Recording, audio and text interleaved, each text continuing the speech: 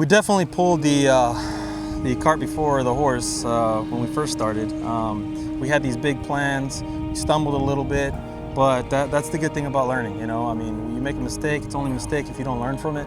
We had these grand plans, but no specific plans to get there. We had the goals, but we didn't have the plan to get there. Essentially what happened was, in 2013, we started our business. At the time, it was called JC Green. And what a lot of people don't know is we really invested heavily on that. We invested so much in education.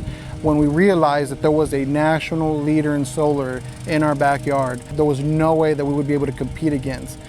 So we had to make a tough decision at that moment. And we essentially said, you know what, we're gonna have to put these plans on hold.